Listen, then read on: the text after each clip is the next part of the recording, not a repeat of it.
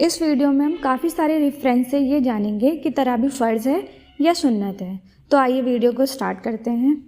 रात का तीसरा पहर गुजर रहा है, लेकिन हुजराए मुबारक का दरवाजा अब तक नहीं खुला। सहाबाए कराम रज़ी अल्लाह अन्हुम के दिलों में बस यही डर था कि क्या आज रात मस्जिद नबी करीम सल्लल्लाहु अलैहि वसल्लम के नूर से खाली रहेगी। उन्होंने अपनी आवाजें थोड़ी ऊंची की। शायद उन्हें लगा कि अल्लाह के रसूल सल्लल्लाहु अलैहि वसल्लम को उनकी मौजूदगी का इल्म नहीं है। उस रात सरकार दो आलम सल्लल्लाहु अलैहि वसल्लम बाहर नहीं आए और उनके बाद मस्जिद में इबादत का वो निजाम बिखरने लगा। क्या ये वही मदीना है? कोई अकेले पढ़ रहा है तो कोई टोली में। कुरान की इतनी अलग अलग आवाजें। ये बिखराव हजरत उमर फारूक रजी अल्लाह अन्हु की आंखों में चुभ रहा था और उन्होंने इतिहास का रुख मोड़ने वाला फैसला लिया। उन्होंने कहा, वल्लाह अगर इन सबको एक इमाम के पीछे जमा कर दूं तो ये कुरान की शान होगी। लेकिन जब निजाम बना तो उन्होंने एक ऐसा जुमला कहा जिसने आज तक लोगों को उलझा रखा है। ये कितनी अच्छी बिद्दत है। बिद्दत? लेकिन दीन में तो हर नई चीज गलत होती है। फिर अमीरुल मोमिनीन रजी अल्लाह अन्हु ने ऐसा क्यों कहा? आखिर वो क्या डर था जिसने नबी करीम सल्लल्लाहु अलैहि वसल्लम को उस रात बाहर आने से रोक दिया? क्या तरावी हम पर फर्ज होने वाली थी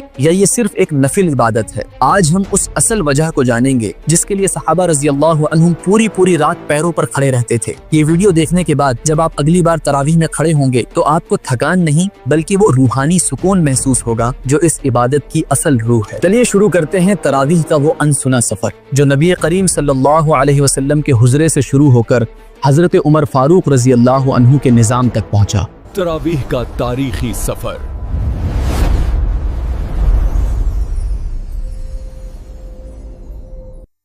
अस्सलामु अलैकुम वरहमतुल्लाहि वबरकातुहू। दोस्तों, आज हम इतिहास के उस पन्ने को पलटेंगे जहां से हमारी और आपकी रातों की रौनक शुरू होती है। आज हम चलेंगे मदीना की उन गलियों में जहां तरावीह कोई कानून नहीं बल्कि अल्लाह के रसूल सल्लल्लाहु अलैहि वसल्लम से मोहब्बत का एक बेइंतहा सबूत थी। सोचिए, रमजान का महीना है, दिन भर की प्यास और भूख के बाद मदीना मुनव्वरा की ठंडी हवाएं चल रही हैं। ईशा की नमाज खत्म हो चुकी है, किसी ने घंटी नहीं बजाई थी। सही बुखारी की हदीस 2012 में आता है कि बस सरकार दो आलम सल्लल्लाहु अलैहि वसल्लम अपने रब के सामने खड़े हुए और ये मंजर देखते ही मोहब्बत करने वालों के कदम खुद ब खुद रुक गए। एक सहाबी की नजर पड़ी तो वो अपनी खुशी रोक न सके। उन्होंने पास खड़े साथी को इशारा किया, गोया वो कह रहे हों, रुको, देखो, अल्लाह के रसूल सल्लल्लाहु अलैहि वसल्लम अभी हुजरे में नहीं गए, वो नफिल नमाज पढ़ रहे हैं। जिसे जहां जगह मिली वो वहीं खामोशी से खड़ा हो गया। उन्हें नमाज की रकातें नहीं गिननी थी, उन्हें तो बस अपने महबूब की आवाज में कुरान सुनना था। सच्ची मोहब्बत की खुशबू रोकी नहीं जा सकती। दोस्तों, अगली सुबह सूरज निकलने के साथ ही मदीना की हर गली में सिर्फ एक ही चर्चा थी। बाजार में लोग एक दूसरे को ऐसे मुबारकबाद दे रहे थे जैसे कोई ईद हो। क्या तुमने सुना? कल रात हुजूर सल्लल्लाहु अलैहि वसल्लम ने मस्जिद में क़याम किया। हर दिल में बस एक ही तड़प थी कि कब रात होगी और कब हमें वो मुबारक घड़ी नसीब होगी। और जब दूसरी रात आई तो मंजर बदल चुका था। अब मस्जिद में चंद लोग नहीं बल्कि एक बड़ी तादाद मुंतजिर थी। जैसे ही महबूब खुदा सल्लल्लाहु अलैहि वसल्लम हुजरे से बाहर तशरीफ लाए तो खामोश भीड़ में खुशी की एक लहर दौड़ गई। सही मुस्लिम की हदीस 761 के मुताबिक तीसरी रात आते आते मदीना उमड़ पड़ा। मस्जिद नबवी तंग पड़ गई, जहां नजर जाती सिर्फ सर ही सर दिखाई देते। उस रात सहाबाए कराम रजी अल्लाह अन्हुम के दिलों से सिर्फ एक ही दुआ निकल रही थी, या अल्लाह, ये रात कभी खत्म न हो। तेरा नबी सामने है और तेरा कलाम कानों में गूंज रहा है। माहौल में एक अजीब जादू था। ऐसा लग रहा था जैसे जमीन पर फरिश्ते उतर आए हों। लेकिन दोस्तों, चौथी रात मस्जिद पूरी तरह भर चुकी थी। हजारों आंखें उस दरवाजे पर टिकी थी। मगर 1 घंटा गुजरा, 2 घंटे गुजरे, फजर का वक्त करीब आ गया, लेकिन वो दरवाजा नहीं खुला। सन्नाटा छा गया। सबके दिलों में एक ही डर था, आखिर अल्लाह के रसूल सल्लल्लाहु अलैहि वसल्लम बाहर क्यों नहीं आए? क्या वो हमसे नाराज हैं या आसमान से कोई ऐसा फैसला आने वाला है जो हम पर भारी पड़ेगा? चलिए अगले हिस्से में उस बंद दरवाजे का राज खोलते हैं। चौथी रात मदीना की तारीख की सबसे भारी रातों में से एक थी। भीड़ इतनी थी कि पैर रखने की जगह नहीं थी। हर कोई वुजू करके तैयार था, सफ़ें सीधी थी, बस इमामुल अंबिया सल्लल्लाहु अलैहि वसल्लम का इंतजार था। लेकिन उस रात वो मुबारक दरवाजा नहीं खुला। दादा जान, मैंने सुना है कि उस रात हुजूर बाहर नहीं आए थे। कहीं ऐसा तो नहीं कि लोगों के शोर शराबे की वजह से वो हमसे नाराज हो गए हों? नहीं बेटा, वो रहमतुल लिल आलमीन हैं। वो अपनी उम्मत से नाराज कैसे हो सकते हैं? वो बाहर इसलिए नहीं आए क्योंकि उन्हें तुम्हारी और मेरी फिक्र थी। सही बुखारी की हदीस 2012 में आता है कि उस सुबह फजर की नमाज के बाद नबी करीम सल्लल्लाहु अलैहि वसल्लम ने सहाबा की तरफ रुख किया और वो ऐतिहासिक बात कही जिसने कयामत तक के लिए हमारे दिलों से हर शक मिटा दिया। मुझे तुम्हारे जमा होने का इल्म था, मैं पूरी रात जानता था कि तुम बाहर हो, लेकिन मुझे डर था कि कहीं ये नमाज तुम पर फर्ज न कर दी जाए और तुम इसे अदा न कर सको। समझे बेटा, उन्होंने खुद तकलीफ उठाई, अपनी पसंदीदा नमाज छोड़ी, सिर्फ इसलिए ताकि उनकी उम्मत पर बोझ न पड़े। अगर उस रात वो बाहर आ जाते और ये फर्ज हो जाती तो आज हम कमजोर लोग उसे कैसे निभा पाते। ये उनकी नाराजगी नहीं, उनकी रहमत थी। उस दिन सहाबा कराम रजी अल्लाह अन्हुम की आंखों में आंसू थे, गम के नहीं बल्कि शुक्र के, क्योंकि उन्हें एहसास हो गया था कि उनके नबी सल्लल्लाहु अलैहि वसल्लम उनसे कितनी मोहब्बत करते हैं। तरावीह फर्ज होने से तो बच गई, लेकिन सरकारे दो आलम सल्लल्लाहु अलैहि वसल्लम के पर्दा फरमाने के बाद एक नई मुश्किल खड़ी हो गई। वो एक इमाम वाला सिलसिला टूट गया, मस्जिद नबवी फिर से बिखर गई। कोई अकेले पढ़ रहा था तो कोई 2-4 लोगों के साथ। क्या तरावीह हमेशा के लिए ऐसे ही बिखरने वाली थी, या कोई आने वाला था जो इसे एक मुकम्मल निज़ाम बनाने वाला था? चलिए अगले हिस्से में देखते हैं हजरत उमर फारूक रजी अल्लाह अन्हु का वो फैसला। वक्त का पहिया घूमा और मदीना पर वो दिन आया जब सरकारे दो आलम सल्लल्लाहु अलैहि वसल्लम पर्दा फरमा गए। सहाबा कराम रजी अल्लाह अन्हुम के दिलों में गम का पहाड़ टूट पड़ा था। मदीना की गलियां उदास थीं, लेकिन अल्लाह के दीन को तो क़यामत तक चलना ही था। जब अगला रमजान आया तो मस्जिद नबवी का मंजर बदल चुका था। सही बुखारी हदीस 2010 और मुअत्ता इमाम मालिक की रिवायतों में आता है कि लोग तरावीह के लिए जमा तो हुए, लेकिन एक इमाम के पीछे नहीं। कोई अकेले कोने में कुरान पढ़ रहा था तो कोई छोटी सी टोली बनाकर जमात कर रहा था। मस्जिद में तिलावत की एक गूंज तो थी, लेकिन वो एक आवाज नहीं थी। कुरान के शब्द फिजा में बिखर रहे थे, बिल्कुल उन मोतियों की तरह जो धागे के बिना बिखर जाते हैं। अब आप सोचेंगे कि खलीफा अव्वल हजरत अबू बकर सिद्दीक रजी अल्लाह अन्हु ने इस निज़ाम को दोबारा एक क्यों नहीं किया? वजह बहुत बड़ी थी दोस्तों। उस वक्त इस्लाम पर चारों तरफ से हमले हो रहे थे। कहीं झूठे नबी खड़े हो रहे थे तो कहीं लोग दीन से फिर रहे थे। हजरत अबू बकर रजी अल्लाह अन्हु का पूरा ध्यान इस्लाम की बुनियाद बचाने पर था।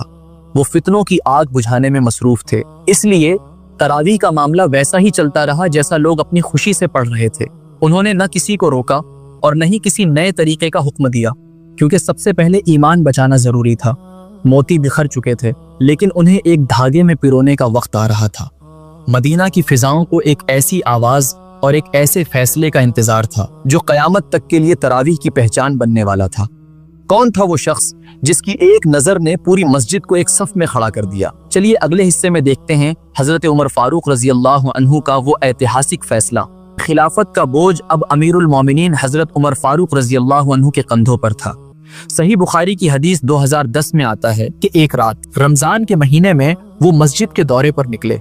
जब उन्होंने देखा कि लोग अलग अलग टोलियों में बटे हुए हैं, कोई यहाँ झुक रहा है, कोई वहां सजदा कर रहा है और कुरान की आवाजें आपस में टकरा रही हैं, तो ये बिखराव उन्हें सख्त नापसंद आया। हजरत उमर रजी अल्लाह अन्हु की फितरत में निजाम था। उन्होंने उसी वक्त एक ऐतिहासिक फैसला किया और फरमाया, वल्लाह अगर मैं इन सबको एक कारी के पीछे जमा कर दूं तो ये ज्यादा बेहतर और खूबसूरत होगा। और फिर उन्होंने मदीना के सबसे बेहतरीन कारी हजरत उबई बिन काब रजी अल्लाह अन्हु को इमाम मुकर्रर किया और सबको उनके पीछे सफ बनाने का हुक्म दिया।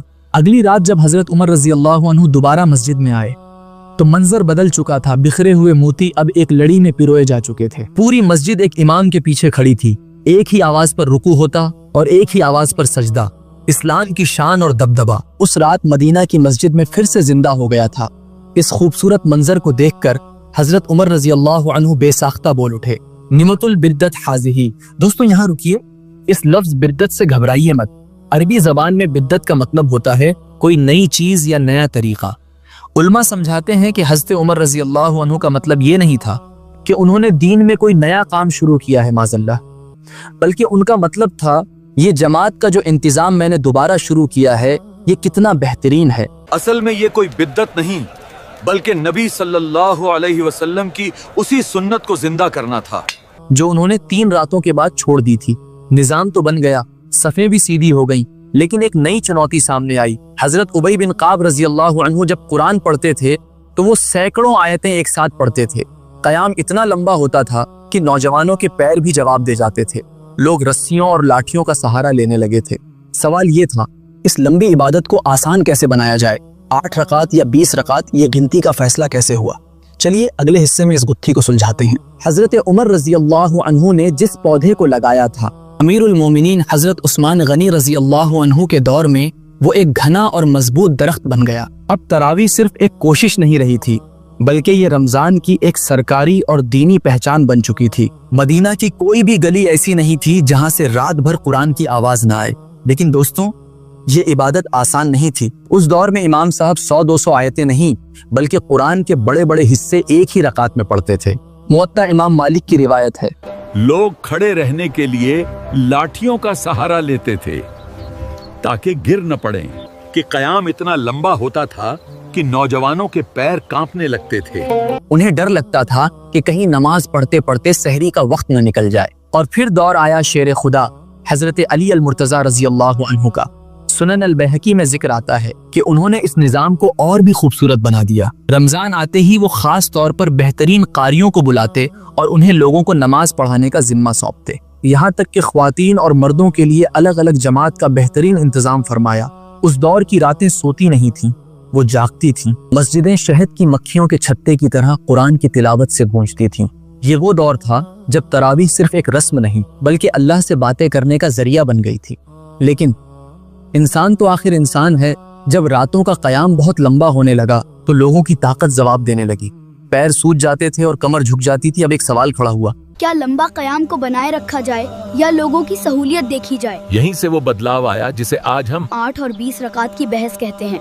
असल में वो बहस नहीं, बल्कि एक हिकमत थी। चलिए अगले हिस्से में इस गणित के पीछे का वो लॉजिक समझते हैं जो आपका दिल जीत लेगा। दोस्तों, झगड़ा गिनती का नहीं, बल्कि ताकत और वक्त का है। सही बुखारी की हदीस 1130 गवाह है कि नबी करीम सल्लल्लाहु अलैहि वसल्लम के दौर में रकातें कम होती थीं, लेकिन उनका क़याम इतना लंबा होता था कि कभी कभी एक ही रकात में सूरह बकरा जितनी बड़ी सूरतें पढ़ी जाती थीं। रिवायत में आता है कि लंबी इबादत की वजह से उनके मुबारक पैर सूज जाते थे, लेकिन वो अपनी मोहब्बत में खड़े रहते थे। लेकिन जैसे जैसे वक्त गुजरा और नए लोग इस्लाम में दाखिल हुए तो सहाबा कराम रजी अल्लाह अन्हुम ने महसूस किया कि आम लोगों के लिए इतनी देर तक सीधा खड़ा रहना मुमकिन नहीं है। बुजुर्ग थक रहे थे, मजदूर परेशान थे। तब हजरत उमर रजी अल्लाह अन्हु और बाद के खलीफाओं ने एक बेहतरीन हिकमत अपनाई। तारीख बताती है कि उन्होंने सोचा, अगर हम क़याम छोटा कर दें तो कुरान कैसे मुकम्मल होगा? अगर हम क़याम खड़े रहने का वक्त छोटा कर दें तो कुरान कैसे मुकम्मल होगा? इसका हल ये निकाला गया कि रकातें बढ़ा दी जाएं, यानी 8 की जगह 20 रकातें कर दी गईं। फायदा ये हुआ कि लोगों को बार बार रुकू और सजदे में जाने से आराम मिलने लगा और पैरों का बोझ कम हो गया। वक्त उतना ही लगा, इबादत उतनी ही हुई, बस तरीका आसान कर दिया गया। तो मेरे भाई, ये दीन में कोई बदलाव नहीं था, बल्कि उम्मत पर रहमत थी। जिसके पैरों में ताकत है वो लंबी 8 रकात पढ़ ले, और जो बूढ़ा या कमजोर है उसके लिए 20 रकात में आसानी है। लड़ाई गिनती की नहीं, लड़ाई नियत की है। जैसा कि हदीस में आता है, इन्नमल आमालु बिन्नियात, यानी अल्लाह ये नहीं देखता कि तुमने 8 पढ़ी या 20, वो ये देखता है कि तुम्हारा दिल उसके सामने कितना झुका हुआ था। यही वजह है कि मक्का और मदीना में सदियों से 20 रकात तरावी होती आ रही है, सहाबा से लेकर आज तक। उम्मत का बड़ा हिस्सा इसी पर अमल करता रहा है। तो आज के बाद अगर कोई आपसे इस गिनती पर बहस करे तो बस मुस्कुरा कर कह दीजिएगा, भाई मकसद रकातें गिनना नहीं, मगफिरत मांगना है। इतिहास गवाह है, गणित समझ आ गया, तरीका भी साफ हो गया। लेकिन एक चीज अभी भी बाकी है, वो है तरावीह की रूह। आज हम मस्जिदों में जाते तो हैं, लेकिन हमारा दिल बाजार में होता है। हम स्पीड में कुरान मुकम्मल करना चाहते हैं, उसे समझना नहीं। चलिए आखिरी हिस्से में जानते हैं कि इस रमजान हम अपनी तरावीह को सिर्फ कसरत नहीं बल्कि मिराज कैसे बनाएं। दोस्तों, हमने देखा कि सहाबा कराम रजी अल्लाह अन्हुम तरावीह में लाठियों का सहारा लेते थे ताकि वो गिर न पड़े, और आज हम घड़ियों का सहारा लेते हैं ताकि जल्दी भाग सकें।